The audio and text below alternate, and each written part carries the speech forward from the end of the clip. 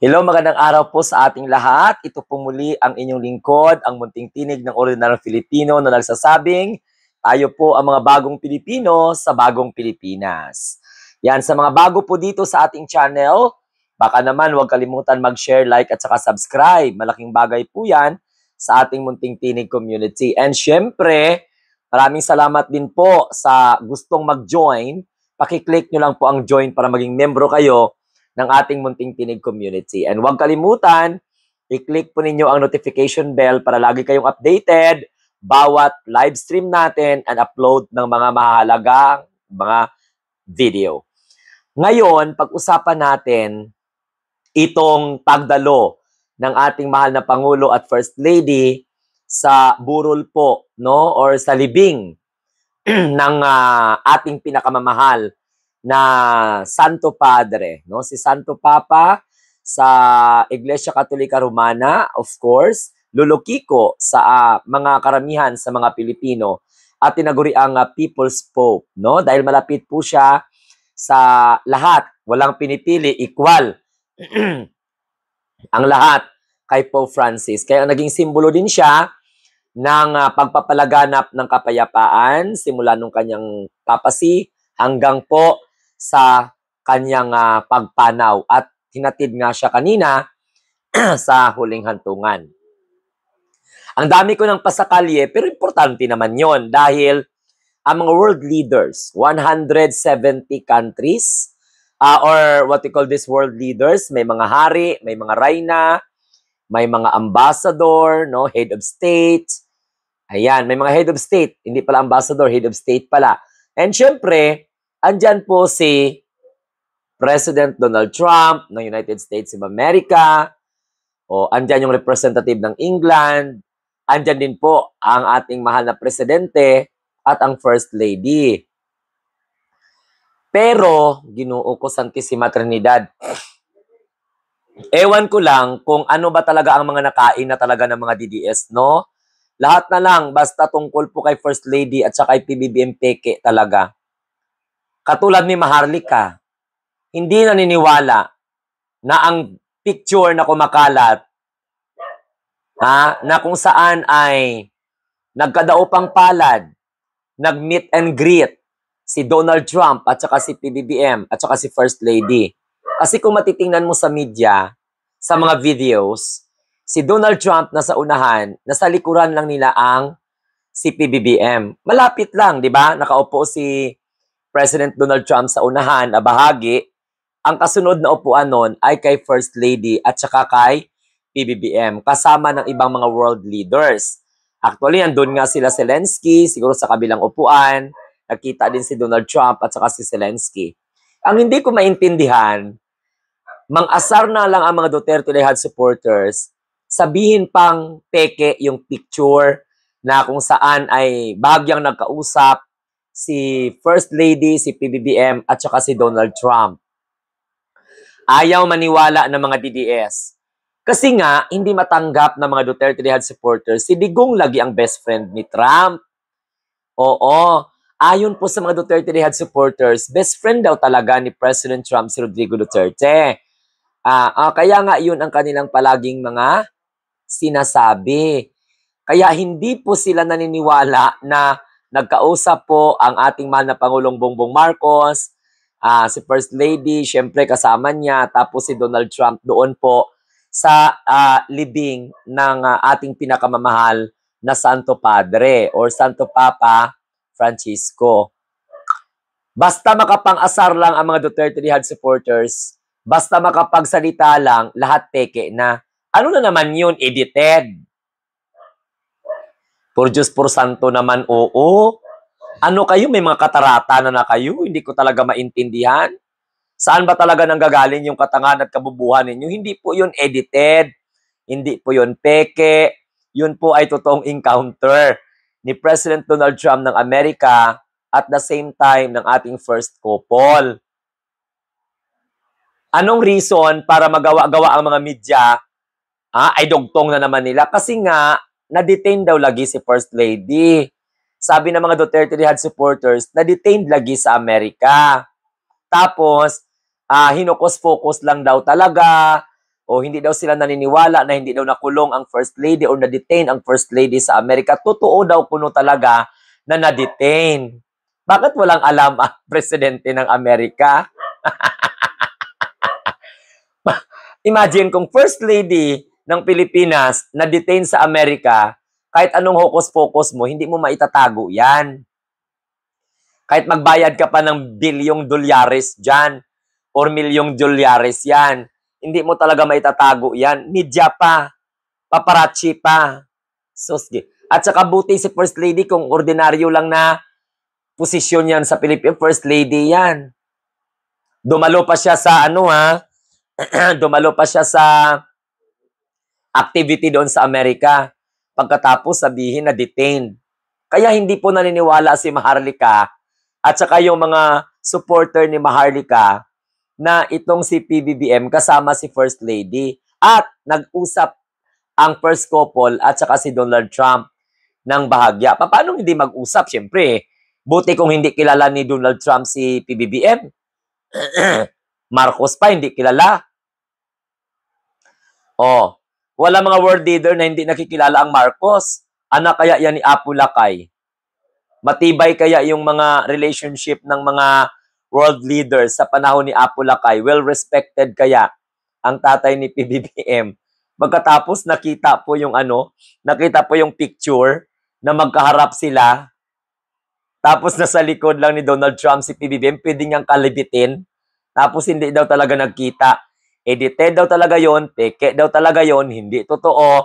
Meron pa nga ako nabasa na hindi daw talaga totoo na kasama ni First Lady, ni PBBM si First Lady. Samantalang, klarong-klaro po na nakita po ni Vicky Morales, nilapitan pa nga ni Vicky Morales ng GMA7 ng first couple, nagkwento pa nga, maluha-luha pa nga na nagkwento si First Lady dahil po sa personal encounter niya kay Pope Francis. mga kamunting tinig, Ginoo ko, Lord. Hindi ko talaga maintindihan to mga utak ng mga Duterte supporter na ito. Sa sobrang galit nila kay PBBM, di na nila alam kung ano yung tama at saka mali. Basta magkasamang first couple, peke talaga yung kasi hindi lagi magkasamang first couple. Na-detain lagi si First Lady sa Amerika. So, ano lang lagi yun? Edited at saka anong klaseng edited yun? Alam mo, makaubo na lang talaga ako. Anong klaseng edited yon? Ipaliwanag nyo nga. Ano magawa-gawa yung international media? Magawa-gawa yung ABS-CBN, yung GMA7? Ako nga, nanood nga ako sa GMA7, nakita ko nga na nandan doon sa likod. Pagkatapos, edited pa. Tsaka anong purpose para mag-edit? Kasama ni PBBM umalis ang First Lady, pagkatapos peke pa. Video po yun ha. At saka ato pa mga kamunting tinig. Yung picture talaga nila Trump at saka ni PBBM at saka ni First Lady, totoo talaga yun. Hindi pwede na maging edited yun. Aside sa nagkaharap sila, nasa likod lang po at nasa unahan po ni PBBM at First Lady si Donald Trump. Kahit tingnan nyo pa sa aking tingnan nyo sa aking wall or sa community ko. Makikita nyo doon sa community ko. Kasi 170 world leaders eh. Hindi kasi si Sara Duterte nga tingnan mo.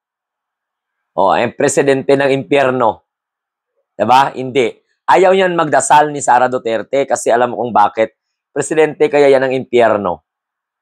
Maniwala kayo kay Maharlika. Guys, tigilan na ninyo ang pagpapaniwala ninyo sa baganyang klaseng vlogger.